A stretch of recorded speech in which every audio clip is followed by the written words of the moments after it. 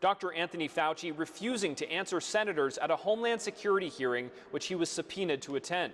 The former head of the National Institute of Allergy and Infectious Diseases invoked the Fifth Amendment more than 100 times during the hearing. On the advice of counsel, I respectfully decline to answer based upon my rights under the Fifth Amendment to the Constitution. That's despite former President Biden preemptively pardoning Fauci. Your silence is very telling. There are so many legitimate questions that deserve answers, and now you're not willing to provide those answers. There will be repercussions to your refusal to testify today. And speaking of Fauci's counsel, his lawyer, David Schertler, was removed from the hearing for trying to speak to senators. I said, sit quietly. You are not recognized. Another word and you're gone. Security, please remove him from the room.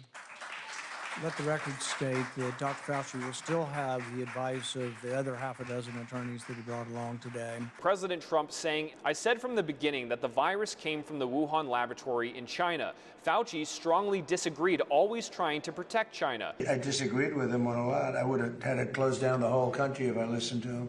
The hearing unfolded following Senator Paul's release of a diary that Fauci wrote while he was still leading the government's response to COVID-19.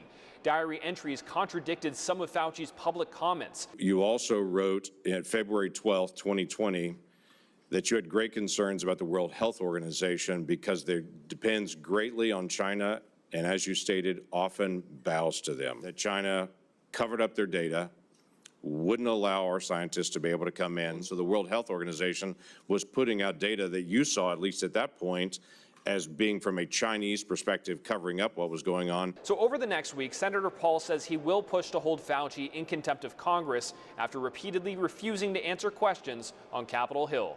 Jack Bradley, NTD News, Washington.